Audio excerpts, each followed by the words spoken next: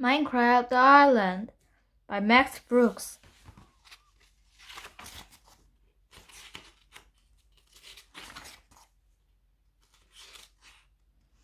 The following is based on 3 events.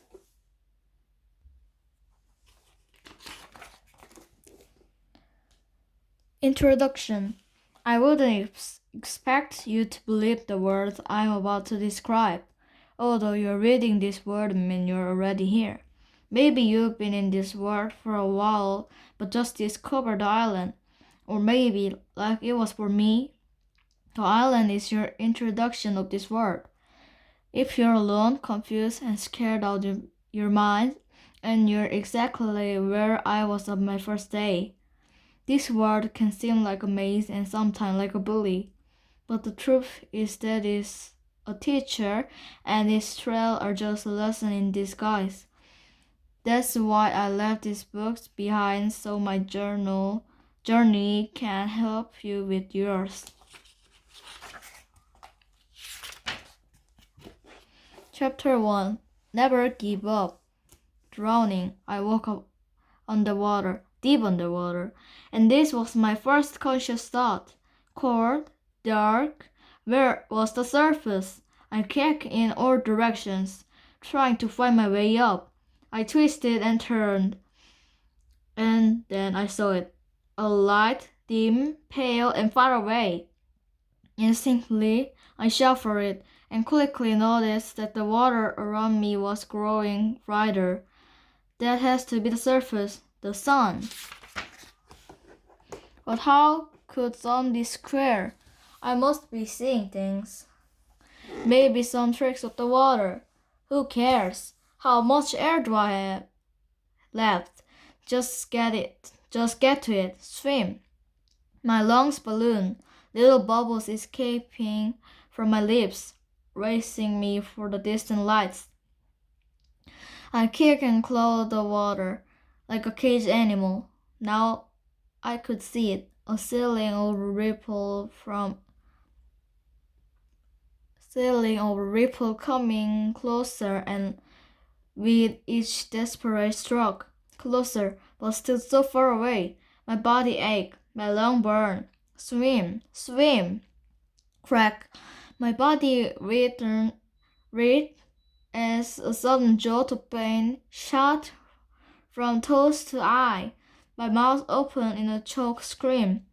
I reached for the glow, grabbing for breath, for life. I exploded into the cool, clean air. I coughed, I choked, I wheezed, I laughed. Breathing. For a moment, I just savored the experience, closing my eyes and letting the sun warm my face. But then I opened my eyes. I couldn't believe them. The sun was square. I blinked hard. The cloud too? Instead of round puppy cotton balls, this thin rectangular object floated lazily above me. You're still seeing things, I thought. You hit your head when you fall overboard, and now you're a little dazed. But did I fall overboard? I couldn't remember. I couldn't remember anything. In fact, how I got here, or even where here was.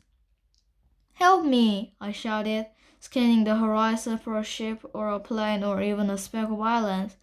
Please, somebody, anybody, help! All I got was silence. All I could see was water and sky. I was alone. Almost. Something splashed inches from my face.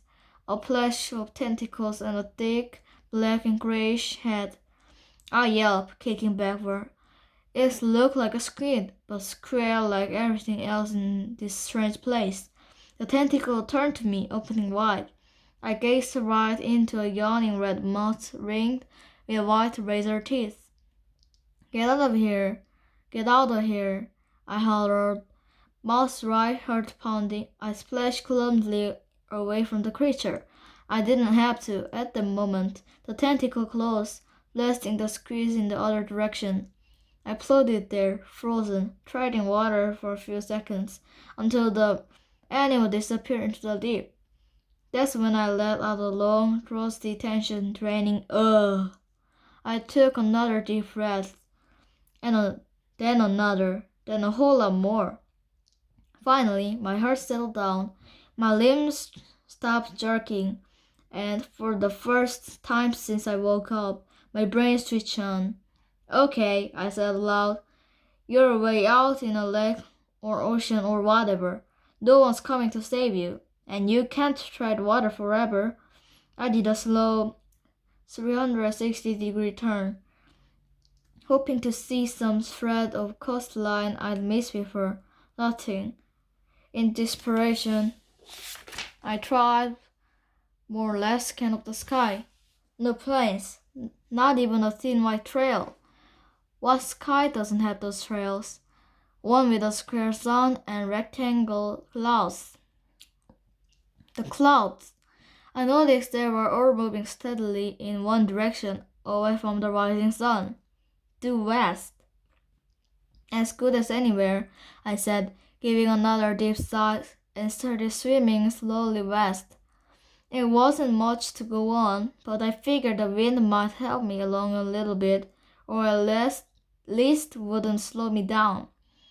And if I went north or south, the breeze might slowly blow me in an arc, so I'd end up swimming in circle. I didn't know if that was really true. I still don't. I mean, come on. I just woken up, probably with some kind of massive head injury, at the bottom of an ocean, and was trying really, really hard not to end up back there. Just keep going, I told myself, focus on what's ahead. I began to notice how weird my swimming was. Not the stroke, pulse, strong motion, but the sense of gliding across the water with my limbs along the ride. Head injury, I thought, trying not to imagine how serious that injury might be. One good thing I noticed was that I didn't seem to be getting tired. Isn't swimming supposed to be exhausting? Don't your muscles burn and quiet for a while? Underline, I thought, and try not to imagine the emergency gas tank running out. But it would, sooner or later.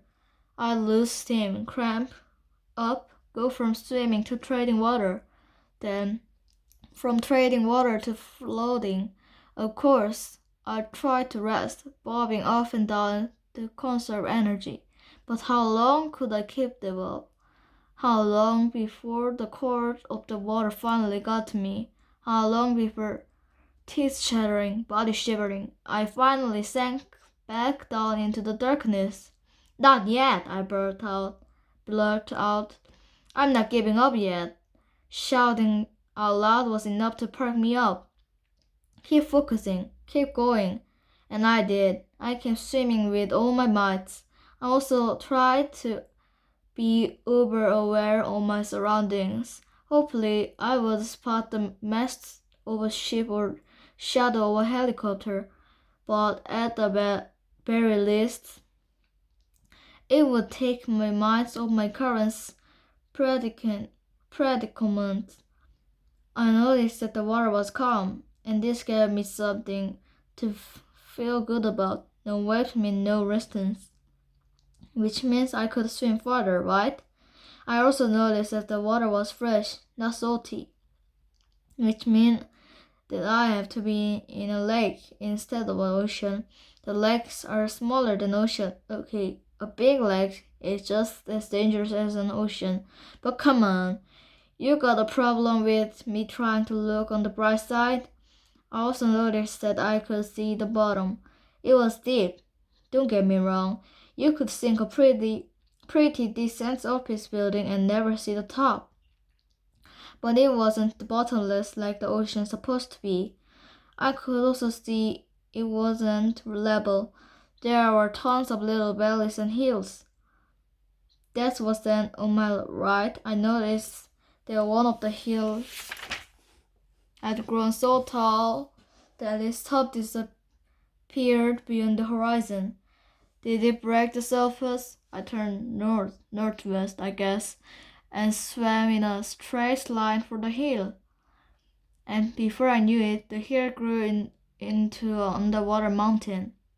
And a few seconds later, I actually thought I saw the top sprouts I saw its top sprout above the water. There's gotta be land, I thought, trying not to get my hopes up. It could be a mirage, thought Drew. A trick of the lights or some mist. That's when I saw the tree. At least I thought it was a tree, because from the distance, all I could make out was a dark green angular mass perched atop a dark brown line. Excitement propelled me like a torpedo. I slowed forward. I soon saw other trees dotting a tan beach, and then suddenly the green-brown slope of the hill. Land! I shouted. Land! I made it! Warm, firm, solid ground. A few strokes and I'd be there. A wave of total relief washed over me, and just like a real wave, it washed right back out.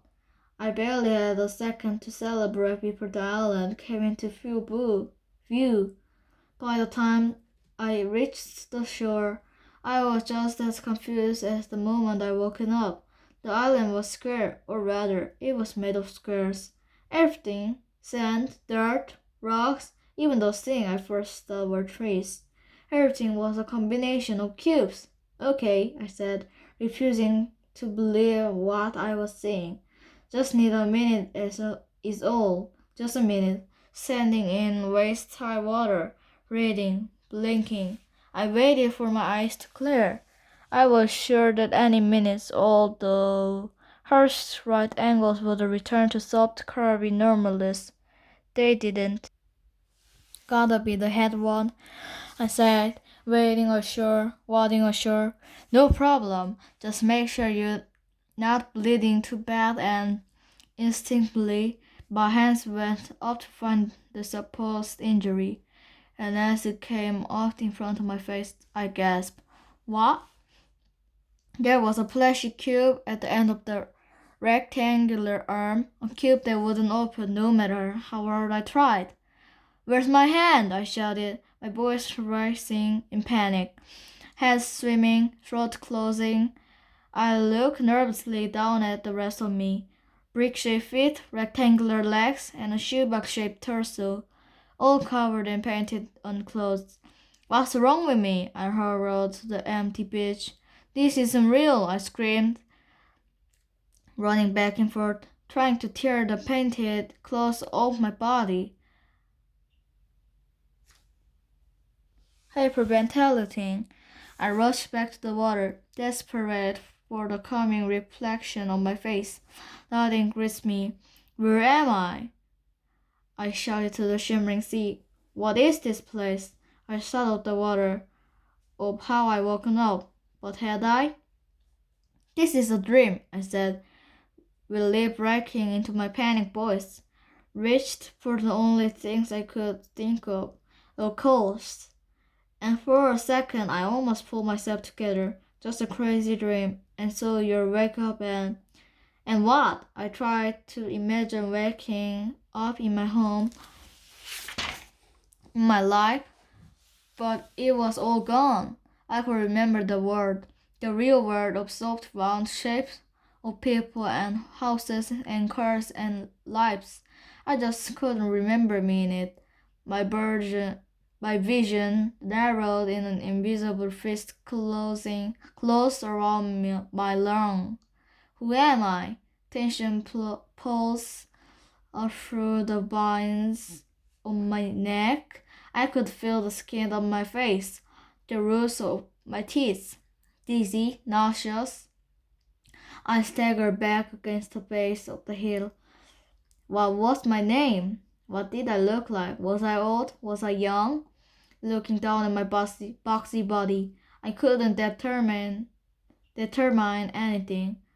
Was I a man or a woman? Was I even human? What am I? The thread snapped. My mind collapsed. Where? Who? What? And now the final question. Why? I screeched all at the bright, square sun. Why can't I remember? Why am I different? Why am I here? Why is all of this happening to me? Why? All I got back was silence. No birds, no waves, not even the rustle of winds through those angular excuse the tree. Excuse for trees. Nothing but pure punishing silence. And then grr. The sound was so small I wasn't sure I'd heard it. Grr. I did definitely heard in that time. I'd felt it too.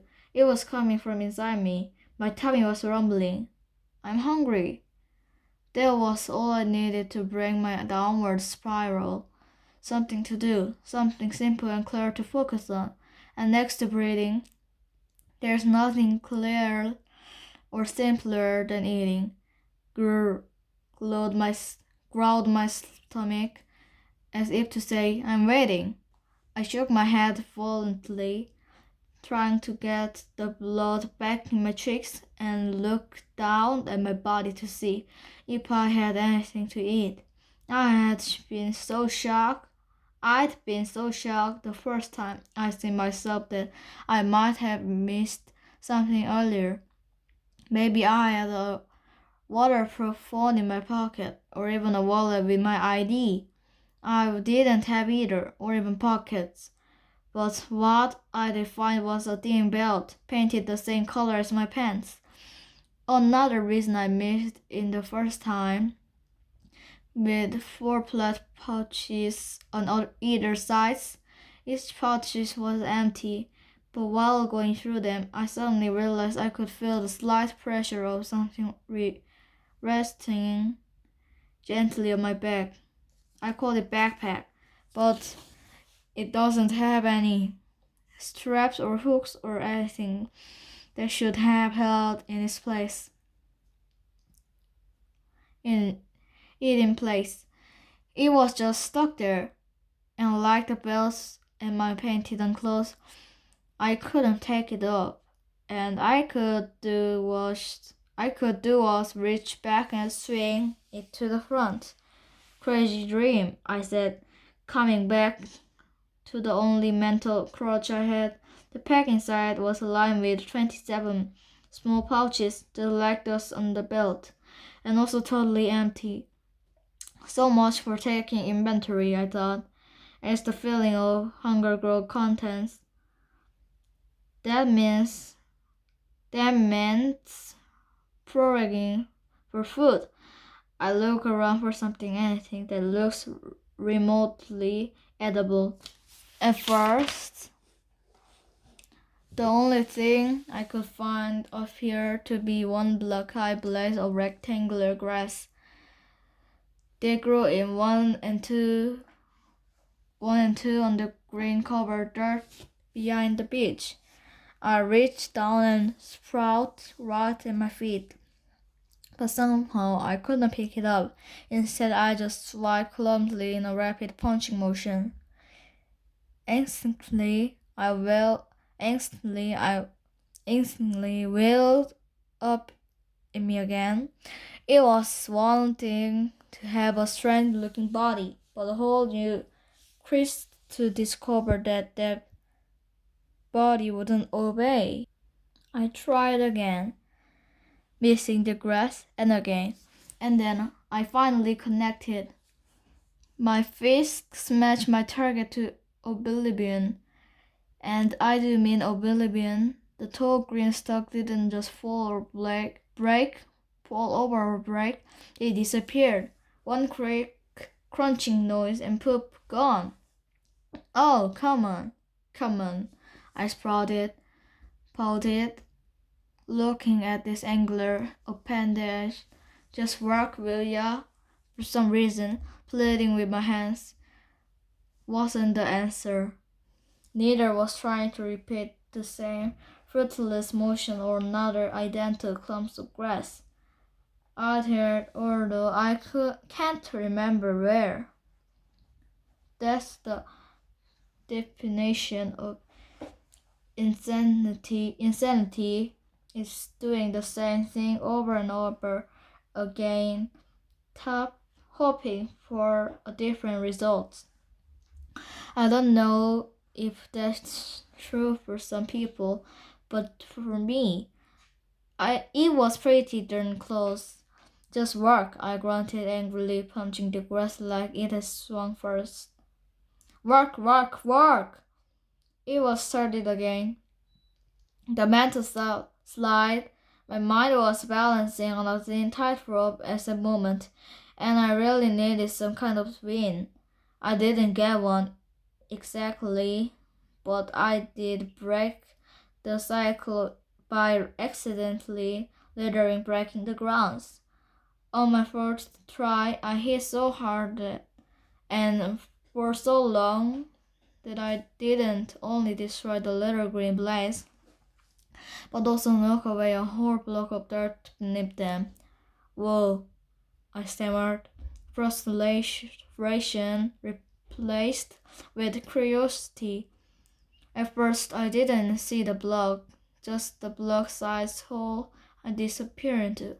I peered into the dive boat and saw a cube floating at the bottom, actually hovering off the ground, and much smaller than it had been.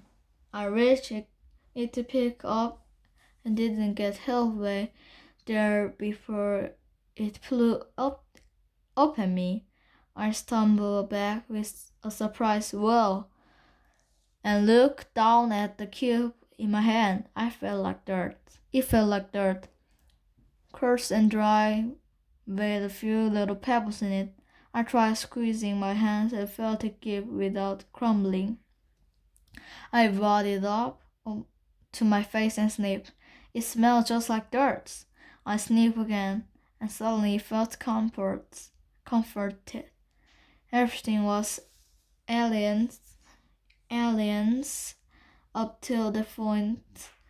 Everything around me, including me, this wasn't. This one sensation was familiar. I could feel my neck muscle relaxing, my jaw unclenching. Hey, I'm not embarrassed to say that I took another 4 or 5 good, long, triangulating whips of the dirt block, and I'm also not embarrassed to say that in between each inhale, I glanced over my shoulder just to see that no one was looking. I wouldn't say the experience made everything better, but it did give me confidence to try opening my finger to drop the blocks on the ground. And it did, and I felt even better. Well, all right, I exhaled. At least I have the power to drop things. Not a huge win, I know, but something, some tiny bit of control. I watched the little dirt cube hover at my feet for a second and reached out to pick it up again. It didn't flinch the second time it jumped to meet me. Okay, I said, taking a cautious breath. If I can drop you, maybe I can.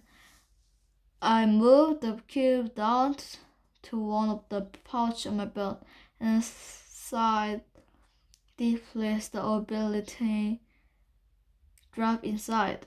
So, I said, smiling down at the belt, stop well, dirt at least, shrink small enough for you carry it. Weird, but maybe useful in this dream. I couldn't say a word yet. It was still way too fragile. Grr, bubbled my stomach, reminding me it was still there. Right, I said, and took the cube back out of my belt. And since I can't eat you, and can thinks of the reason to carry you around, I held the shrunken box out to the hole where I dug it up, and maybe a place or two away. It jumped right out of my hands, swelled back up to its original shape and snap into place as if nothing had happened. Well, almost nothing, digging it out and taking off its green cover.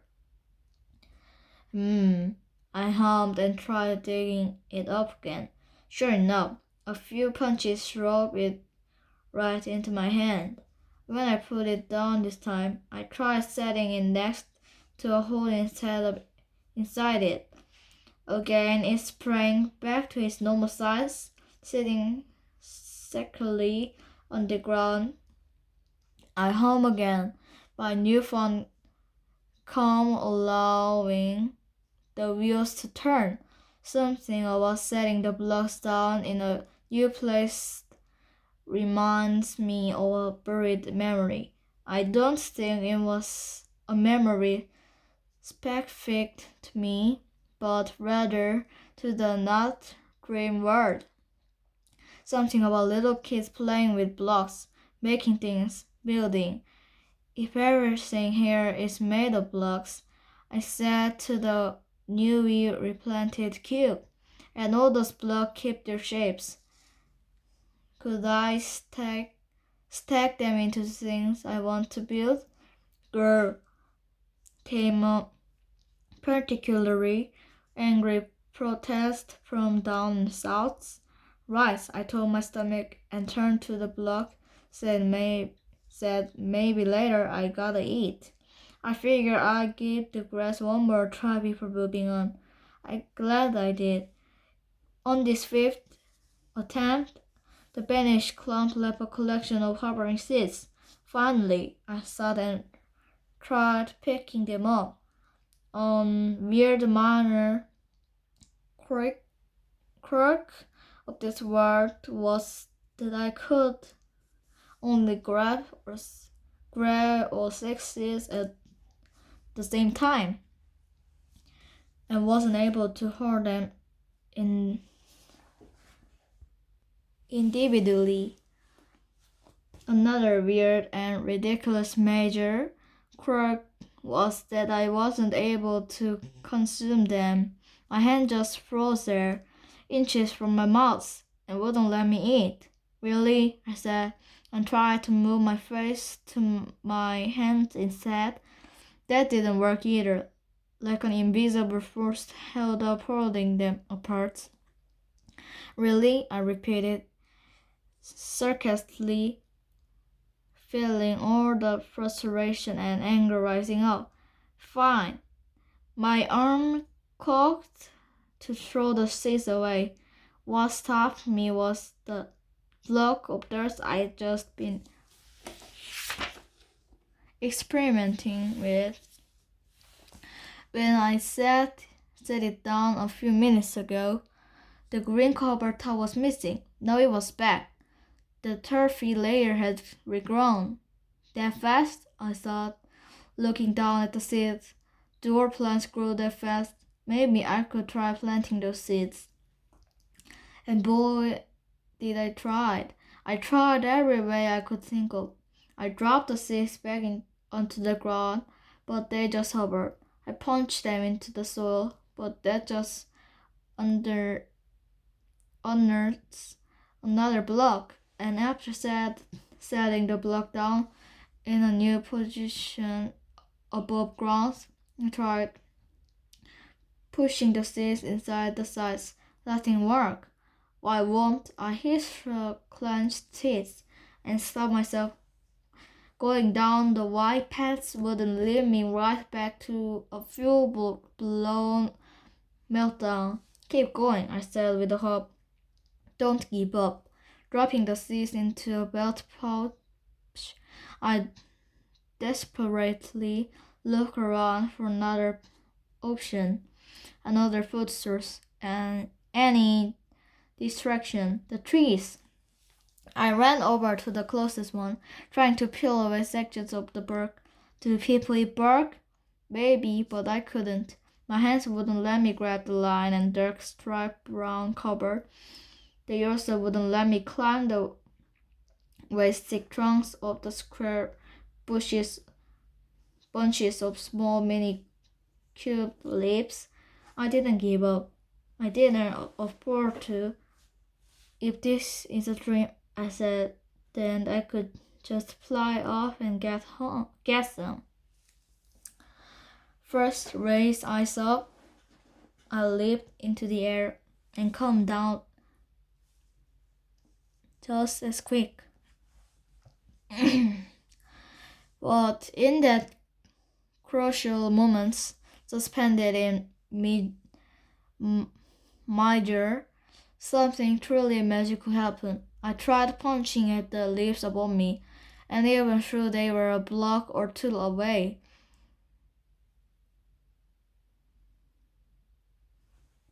I felt my fist impact. I began to hesitantly striking above me. I can reach? Sure enough. Sure, my actual arm didn't stretch. From 4 full blocks lengths away, I could still hit the depth cube above my head. I can reach, I shouted, and back bashing at the lips, creeping insanity faded with each empowering punch. Yeah, I belted as the first cube vanished, dropping a red shiny, semi-round fruit in my hand. That's what I'm talking about. And this time, my body will let me eat. Baby, that's the key. I thought, crunching on the fruit crispy sweetness and feeling the juice run down my throat. Maybe my hands will only let me eat what's edible. It might not have looked exactly like an apple, but it tasted just like one. And if I threw the scans of the earth was comforting, the new sensation was so overpowering. I actually felt a sting at the corner of my eye. Keep going, I said. I said that the entire apple disappeared into my welcoming stomach. Never give up. Without realizing it, I just learned something. Call it a mantra or a life lesson or whatever. But they were words to live by. And that been the first of many things this strange and wonderful journey. Never give up. That wraps up chapter 1. I hope you enjoyed it. And subscribe and like. And see ya.